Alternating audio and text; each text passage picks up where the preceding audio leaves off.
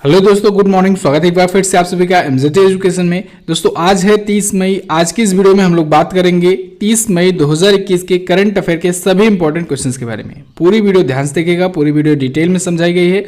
अगर वीडियो पसंद आए वीडियो को लाइक और शेयर करना मत भूलना। अगर आपने अभी तक चैनल को सब्सक्राइब नहीं किया है, चैनल को सब्सक्राइब कीजिए, बेल आइकन को प्रेस कीजिए, आने वाली सभी वीडियोज का नोटिफिकेशन पाइए। इस वीडियो की पीडीएफ फाइल और डिटेल के साथ क्विज दोस्तों मिल जाएगी आपको हमारे एप्लीकेशन एमजेटी ऐप पर। गूगल प्ले स्टोर पर जाइए, एमजेटी ऐप डाउनलोड कीजिए। इसकी डिटेल पीडीएफ फाइल आपको हमारे टेलीग्राम ग्रुप पर भी भेजी जाएगी, वहां से भी आप डाउनलोड कर सकते हैं। टेलीग्राम ग्रुप का लिंक डिस्क्रिप्शन में दिया गया है। आप लोग टेलीग्राम ऐप पर जाकर के एमजेटी एजुकेशन सर्च करके भी ग्रुप ज्वाइन कर सकते हैं। चलिए बात करते हैं लास्ट डे के क्वेश्चंस की। लास्ट डे का हमारा पहला क्वेश्चन था आपसे, हाल ही में किस राज्य में विधान परिषद के गठन की मांग उठी है? तो दोस्तों वेस्ट बंगाल में विधान परिषद के गठन की मांग उठी है। भारत में चित्तीदार चीते को विलुप्त कब घोषित किया गया था? तो 1952 में घोषित किया गया था। इन दोनों ही क्वेश्चंस के बारे में काफी लोगों ने बहुत ही अच्छे से डिटेल में आंसर किया है। आप सभी लोग ऐसे ही डिटेल आंसर किया करो। चलिए बात करते हैं आज के दिन के पहले क्वेश्चन की। पहला क्वेश्चन है, अंतर्राष्ट्रीय एवरेस्ट दिवस कब मनाया जाता है? तो अंतर्राष्ट्रीय माउंट एवरेस्ट डे दोस्तों मनाया जाता है प्रत्येक वर्ष 29 मई को। कब? 29 मई को मनाया जाता है। क्यों मनाया जाता है? क्योंकि दोस्तों 29 मई को ही 1953 में 1953 में पहली बार किसी ने माउंट एवरेस्ट पर चढ़ाई की थी। किसने की थी चढ़ाई? तो दो व्यक्ति थे, तेंजिंग नार्गे और एडमंड हिलेरी। एडमंड हिलेरी ये न्यूजीलैंड के थे और तेंजिंग नार्गे थे नेपाल से। तो इन दोनों ने 1953 में माउंट एवरेस्ट की चढ़ाई की थी और पहले व्यक्ति बने थे ये दोनों। ठीक है, तो ये दिवस इन्हीं की याद में मनाया जाता है। पहली बार माउंट एवरेस्ट पर चढ़ाई की याद में मनाया जाता है। कब से मनाया जाना शुरू हुआ? तो ये मनाया जाना शुरू हुआ दोस्तों 2008 से। एक्चुअली में 2008 में एडमंड हिलेरी का निधन हुआ था, तो इसके बाद से ये मुद्दा एक बार फिर से चर्चा में आया था। इस वजह से वहाँ पर मनाया जाना शुरू हुआ। नेपाल की सरकार के द्वारा ये मनाया जाना शुरू हुआ, घोषणा की गई। ठीक है, माउंट एवरेस्ट के बारे में तो आपने सुना ही होगा दोस्तों, दुनिया की सबसे ऊंची चोटी है ये नेपाल में स्थित है। वहाँ पर सागर माथा के नाम से जाना जाता है। नेपाल में इसे सागर माथा कहते हैं और इसे तिब्बत में चोमोलुंगमा कहते हैं। देखिए नेपाल और तिब्बत के बॉर्डर पर ही है। ठीक है, चोमोलुंगमा कहते हैं इसे।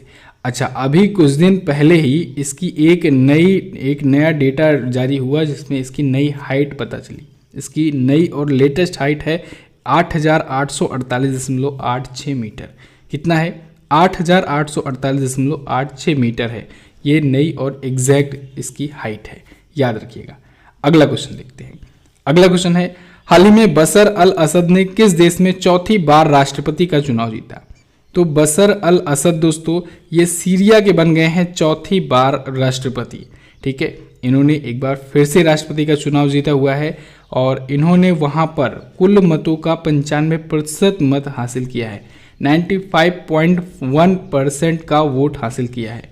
हालांकि बाकी जो देश हैं जैसे अमेरिका हुआ, ब्रिटेन हुआ, फ्रांस हुआ, इन देशों का कहना है कि ये चुनाव ना ही निष्पक्ष था और ना ही स्वतंत्र था। यानी कि ये निष्पक्ष चुनाव था ही नहीं, ये अपने आप को राष्ट्रपति वहां पर समझिए एक प्रकार से बना लिए एक बार फिर से। तो इनका एक बार फिर से कार्यकाल शुरू हुआ है 7 वर्षों का। 7 वर्षों का इनका कार्यकाल शुरू हुआ है। ये सन 2000 से 17 जुलाई सन 2000 से वहाँ के राष्ट्रपति हैं सीरिया के। ठीक है, तो एक बार फिर से जीत गए हैं। जीत क्या गए हैं समझ लीजिए, अपने आप को नियुक्त कर लिए हैं। चलिए अब सीरिया आया है, वर्ल्ड मैप में आपको दिखाते हैं सीरिया है कहाँ पर। देखिए यहाँ पर ये रहा हमारा प्यारा भारत। यहाँ से आएंगे दोस्तों, इजराइल तो याद ही होगा, अभी चर्चे में था। इजराइल के पास आ जाइए, इजराइल के जस्ट पास में ही है सीरिया। देखेंगे आप यहाँ पर, ये रहा। इधर नीचे इधर ईरान दिखेगा आपको, इधर इराक दिखेगा, इधर दिखेगा सीरिया। यहाँ पर है लेबनान और ये रहा इजराइल। ठीक है, इजराइल तो आपको याद ही होगा। इजराइल, जॉर्डन, सीरिया, लेबनान ये सभी आसपास के मिडिल ईस्ट ये कंट्रीज हैं। ओके, सीरिया की कैपिटल होती है दोस्तों दमिश्क। क्या होती है? दमिश्क होती है यहाँ की कैपिटल और यहाँ की करेंसी होती है सीरियाई पाउंड। क्या है? सीरियाई पाउंड। अगला देखते हैं। अगला क्वेश्चन है, बीसीसीआई ने आईपीएल 2021 के बाकी बचे मैचों को किस देश में आयोजित कराने का फैसला लिया?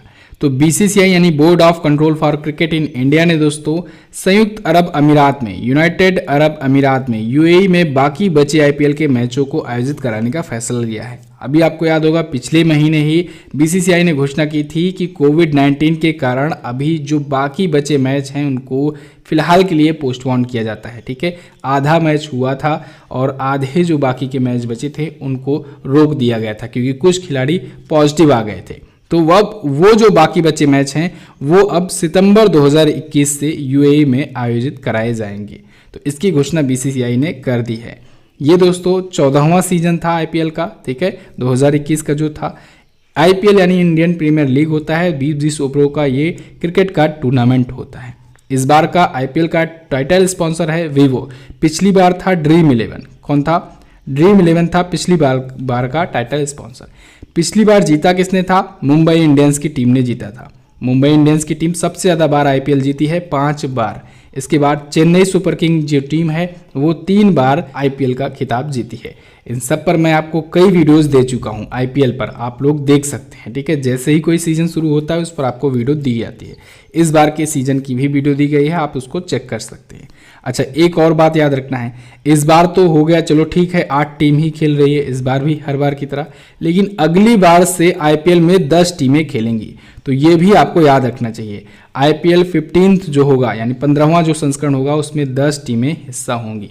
बीसीसीआई ने इसकी भी घोषणा कर दी है। फिलहाल आया है यूएई देखिए मैप में यहाँ पर है। अभी कल भी मैंने आपको दिखाया था, यूएई से ही रिलेटेड क्वेश्चन आया था। भारत यहाँ पर है, भारत से यहाँ पर आप देखेंगे ये रहा यूएई। ठीक है, यूनाइटेड अरब अमीरात। राजधानी है अबू धाबी, यूएई दिरहम यहाँ की करेंसी है। खलीफा बिन जायद अल नहयान यहाँ के हैं प्रेसिडेंट। फेडरल नेशनल काउंसिल यहाँ की संसद का नाम है। और यूएई में ही है दुबई, जहां पर है आईसीसी का हेडक्वार्टर, इंटरनेशनल क्रिकेट काउंसिल का हेडक्वार्टर। क्लियर? कल क्यों चर्चे में आया था यूएई? तो दोस्तों कल क्वेश्चन आया था संजय दत्त को गोल्डन वीजा मिला था, तो ये मैंने आपको बताया था। गोल्डन वीजा पाने वाले, यूएई का गोल्डन वीजा पाने वाले इकलौते भारतीय हैं संजय दत्त। तो इनका भी नाम आपको याद रखना है।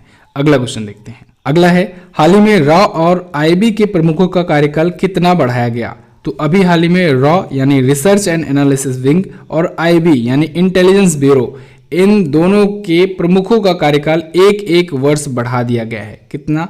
1-1 वर्ष बढ़ा दिया गया है। जो रॉ के चीफ हैं उनका नाम है सामंत कुमार गोयल और जो आईबी के प्रमुख हैं इनका नाम है अरविंद कुमार। तो दोनों का कार्यकाल 1-1 वर्षों के लिए बढ़ा दिया गया है। सामंत कुमार गोयल जी के बारे में बात करें तो ये पंजाब कैडर से 1984 बैच के आईपीएस ऑफिसर हैं, इंडियन पुलिस सर्विसेज के ऑफिसर हैं। अरविंद कुमार जी असम और मेघालय कैडर से आईपीएस ऑफिसर हैं। रॉ के बारे में बात करें तो दोस्तों ये भारत की खुफिया एजेंसी है। इसकी स्थापना हुई थी 1968 में। हेडक्वार्टर है नई दिल्ली में और इसका मोटो होता है धर्मो रक्षति रक्षता। क्या होता है? धर्मो रक्षति रक्षता। मोटो भी आपको याद रखना है। आईबी के बारे में बात करें तो ये होता है इंटेलिजेंस ब्यूरो। इसकी स्थापना 1887 में की गई थी। याद रखिएगा 1887 में की गई थी। तब भारत में ब्रिटेन का शासन हुआ करता था। इसका मोटो है दोस्तों जागृति अहर्निशम या ऑलवेज अलर्ट। ठीक है, इंग्लिश में से कहते हैं ऑलवेज अलर्ट। हेडक्वार्टर है इसका नई दिल्ली में। अगला क्वेश्चन देखते हैं। दुनिया के सबसे बड़े संग्रहालय लुव्र संग्रहालय की पहली महिला अध्यक्ष कौन बनी? तो दोस्तों लुव्र संग्रहालय, लुव्र म्यूजियम की पहली महिला अध्यक्ष बन गई हैं लॉरेंस डेस कॉर्स। लॉरेंस डेस कॉर्स जो हैं ये पहली वीमेन प्रेसिडेंट हैं इस संग्रहालय की, इस म्यूजियम की। खास बात ये है कि ये दुनिया का सबसे बड़ा म्यूजियम है और 228 वर्ष पुराना म्यूजियम है, लेकिन 228 वर्षों में अभी तक कोई भी महिला इसकी अध्यक्ष नहीं बनाई गई थी। तो 228 वर्षों के बाद पहली बार महिला अध्यक्ष हुई हैं। कौन हुई हैं? लॉरेंस डेस कॉर्स। ये म्यूजियम दोस्तों पेरिस फ्रांस में स्थित है और ये दुनिया का सबसे बड़ा म्यूजियम है। इनको अभी हाल ही में जो जीन ल्यूक मार्टिनेज थे उनकी जगह पर नियुक्त किया गया है, लॉरेंस डेस कॉर्स को। जीन ल्यूक मार्टिनेज पिछले 8 सालों से इस पद पर थे। अगला क्वेश्चन देखते हैं। टाटा डिजिटल ने बिग बास्केट कंपनी की कितने प्रतिशत हिस्सेदारी खरीदी है? दोस्तों टाटा डिजिटल ने अभी हाल ही में 64% हिस्सेदारी खरीदी है बिग बास्केट कंपनी की। यानी एक प्रकार से कहें बिग बास्केट कंपनी को एक्वायर कर लिया है, इसका अधिग्रहण कर लिया है, क्योंकि मैक्सिमम शेयर टाटा डिजिटल के पास आ गया है। 64% की हिस्सेदारी है। कितने में खरीदी है ये तो रिवील नहीं किया गया है। टाटा डिजिटल के बारे में बात करें तो टाटा डिजिटल तो आप सबको नाम से ही पता है, टाटा सन्स की ही ये कंपनी है, उसी की स्वामित्व वाली। और बिग बास्केट जो है ये ऑनलाइन ग्रोसरी कंपनी है, तो इसका जो मैक्सिमम शेयर है अब टाटा डिजिटल के पास आ गया है। क्लियर। टाटा डिजिटल के सीईओ हैं प्रतीक पाल, इनका नाम आपको याद रखना है। बिग बास्केट के बारे में बात करें तो इसकी स्थापना 2011 में हुई थी। हेडक्वार्टर इसका बेंगलुरु में है और इसके सीईओ हैं हरि मेनन। कौन है? हरि मेनन जी हैं। अगला क्वेश्चन देखते हैं, कितने भारतीय शांति सैनिकों को संयुक्त राष्ट्र के प्रतिष्ठित शांति पदक से सम्मानित किया जाएगा? तो दोस्तों अभी हाल ही में घोषणा हुई है कि 3 भारतीय शांति सैनिकों को संयुक्त राष्ट्र के प्रतिष्ठित शांति पदक से सम्मानित किया जाएगा, शांति मेडल से सम्मानित किया जाएगा। ये 3 भारतीय शांति सैनिक कौन कौन से हैं? एक है कारपोरल युवराज सिंह, दूसरे हैं इवान माइकल पिकार्डो और तीसरे हैं मूलचंद यादव। तो इन तीनों का नाम आपको याद रखना है। इन तीनों को मरणोपरांत दिया गया है। संयुक्त राष्ट्र के शांति दूत कौन होते हैं? देखिए दोस्तों, मैंने अभी आपको कल भी समझाया था, शांति दूत या शांति सैनिक वो होते हैं जब किसी देश में अशांति फैली हुई होती है, कोई गरीब देश होता है, कोई छोटा देश होता है, तो वहाँ पर शांति स्थापित करने के लिए, शांति व्यवस्था स्थापित करने के लिए संयुक्त राष्ट्र के द्वारा, यूनाइटेड नेशन ऑर्गेनाइजेशन के द्वारा कुछ सैनिक भेजे जाते हैं। अब ये सैनिक कई देशों से आए हुए होते हैं, संयुक्त राष्ट्र के तो सैनिक होते नहीं हैं। ऐसे ही जो भारत की तरफ से गए थे सैनिक, जो दक्षिण सूडान में अशांति फैली हुई थी वहाँ पर गए हुए थे, तो ऐसे और देशों में जो गए हुए थे उनकी याद में वो जो शहीद हो गए उनको मरणोपरांत दिया गया है। ठीक है, तो यहाँ पर देखिए जैसे युवराज सिंह है, ये दक्षिण सूडान में संयुक्त राष्ट्र मिशन में सेवारत थे। यहाँ पर इवान माइकल पिकार्डो जो हैं ये नागरिक शांति रक्षक के रूप में जुड़े हुए थे। मूलचंद यादव जो हैं ये इराक में थे, संयुक्त राष्ट्र सहायता मिशन में काम कर रहे थे। तो इन तीनों को मरणोपरांत दिया गया है। ठीक है, इन्होंने अपने शांति अभियानों में जो अपनी सेवा की है, जो अपना योगदान दिया है, बलिदान दिया है, इसकी याद में इन तीनों को सम्मानित किया जा रहा है। क्लियर। यूनाइटेड नेशन ऑर्गेनाइजेशन के बारे में तो बेसिक चीज़ें तो आपको पता ही है। इसकी स्थापना हुई थी 1945 में 24 अक्टूबर के दिन। इसी वजह से 24 अक्टूबर को हम लोग संयुक्त राष्ट्र दिवस मनाते हैं और हेडक्वार्टर न्यूयॉर्क में है। और इसके करंट टाइम पर जो महासचिव हैं, जनरल सेक्रेटरी हैं, वो हैं एंटोनियो गुटेरेस जी। अगला देखते हैं, हाल ही में किस राज्य सरकार ने अंकुर योजना शुरू की? तो अभी हाल ही में मध्य प्रदेश राज्य सरकार ने अंकुर योजना शुरू की है। अंकुर योजना, इसके तहत क्या होगा? इसके तहत दोस्तों मध्य प्रदेश राज्य सरकार जो है वो इस मानसून सत्र में पेड़ों को लगाने पर जोर देगी, साथ ही साथ लोगों को पेड़ों को लगाने के लिए प्रोत्साहित भी करेगी और उनकी देख रेख भी करने के लिए प्रोत्साहित करेगी। तो मध्य प्रदेश सरकार की ये योजना है पेड़ों को लगाने के लिए मानसून के मौसम में। ठीक है, तो अभी हाल ही में मध्य प्रदेश की जो सीएम है शिवराज सिंह चौहान जी, इन्होंने इस योजना की शुरुआत की है।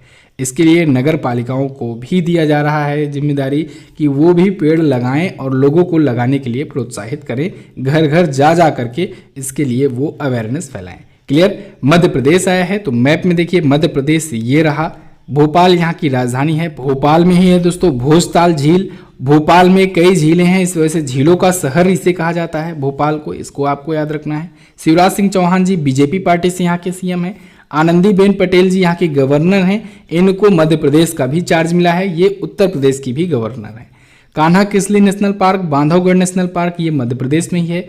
मध्य प्रदेश में ही पन्ना टाइगर रिजर्व, पेंच नेशनल पार्क, ठीक है, ये भी है, इसको भी आपको याद रखना चाहिए। मध्य प्रदेश अपना बॉर्डर किससे किससे शेयर करता है? ये अपना बॉर्डर दोस्तों महाराष्ट्र से, गुजरात से, राजस्थान से, उत्तर प्रदेश से, छत्तीसगढ़ से शेयर करता है। मध्य प्रदेश हाईकोर्ट के बारे में बात करें तो इसके चीफ जस्टिस हैं मोहम्मद रफीक। कौन है? मोहम्मद रफीक जी हैं इसके करंट टाइम पर चीफ जस्टिस। अगला, प्रत्येक वर्ष विश्व पाचन स्वास्थ्य दिवस कब मनाया जाता है? तो प्रत्येक वर्ष विश्व पाचन स्वास्थ्य दिवस भी 29 मई को मनाया जाता है। 29 मई को पाचन स्वास्थ्य के बारे में जागरूकता फैलाने के लिए ये मनाया जाता है और ये मनाया जाता है वर्ल्ड गैस्ट्रोएंट्रोलॉजी संगठन के द्वारा, ऑर्गेनाइजेशन के द्वारा, गैस्ट्रोएंट्रोलॉजी ऑर्गेनाइजेशन, इसके द्वारा ये मनाया जाता है। इसको मनाए जाने की शुरुआत हुई 2004 से, जब वर्ल्ड गैस्ट्रोएंट्रोलॉजी ऑर्गेनाइजेशन के निर्माण की 45वीं वर्षगांठ थी। उसी की याद में उसी दिन से इसकी शुरुआत हुई, 45वें वर्षगांठ से इसकी शुरुआत हुई है ये दिवस मनाए जाने की। इस बार की थीम है ओबेसिटी एंड ऑनगोइंग पैंडेमिक। क्या है? Obesity and ongoing pandemic. बात करें वर्ल्ड गैस्ट्रोएंट्रोलॉजी ऑर्गेनाइजेशन की, तो इसकी स्थापना हुई थी 1958 को। हेडक्वार्टर है मिल्वॉकी विस्कॉन्सिन में, जो कि है यूनाइटेड स्टेट्स ऑफ अमेरिका में ही। क्लियर। अगला देखते हैं। अगला है हाल ही में किसे भारत सरकार का वाणिज्य सचिव नियुक्त किया गया। तो अभी हाल ही में दोस्तों BVR सुब्रमण्यम जी को कॉमर्स सेक्रेटरी नियुक्त किया गया है इंडियन गवर्नमेंट का। BVR सुब्रमण्यम, ये इससे पहले जम्मू कश्मीर में थे। ये जम्मू कश्मीर में क्या थे, वहां पर चीफ सेक्रेटरी के रूप में काम कर रहे थे 2018 से ही। इन्हीं के टाइम पर जम्मू कश्मीर दोस्तों राज्य से यूनियन टेरिटरी बन गया है। याद रखिएगा 2019 में 5 अगस्त 2019 में यूनियन टेरिटरी बनाने की घोषणा की गई थी जम्मू कश्मीर और लद्दाख को। आर्टिकल 370 को हटाया गया था, तो उस टाइम पर ये जम्मू कश्मीर में ही थे, चीफ सेक्रेटरी के रूप में काम कर रहे थे। ठीक है, चीफ सेक्रेटरी एक बहुत बड़ा पद होता है। यहाँ पर बात करें तो इनको कॉमर्स सेक्रेटरी नियुक्त किया गया है। अभी हाल ही में कैबिनेट की जो सिलेक्शन कमेटी है उसके द्वारा इनको नियुक्त किया गया है। क्लियर। ये छत्तीसगढ़ कैडर से 1987 बैच के IAS ऑफिसर हैं। किसकी जगह पर आएंगे, अनूप वाधवन जी की जगह पर आएंगे, ये नियुक्त किए जाएंगे। क्लियर है। तो बस दोस्तों ये तो थे आज के दिन के टॉप 10 करंट अफेयर के क्वेश्चन। आई होप आपको वीडियो पसंद आई होगी और लाइक जरूर कर दिया होगा आपने। अगर नहीं लाइक किया है तो लाइक कर दीजिए, सब्सक्राइब करके रखिए दोस्तों चैनल को। अच्छा दोस्तों, जो लोग इंडियन पॉलिटी एंड कॉन्स्टिट्यूशन को लेकर के चिंतित थे उनके लिए नया वीडियो कोर्स लॉन्च किया गया है, सिर्फ और सिर्फ 149 में है। बिल्कुल सही सुना आपने, 149 रुपये में भारतीय राज्य व्यवस्था और भारतीय संविधान का पूरा वीडियो कोर्स है।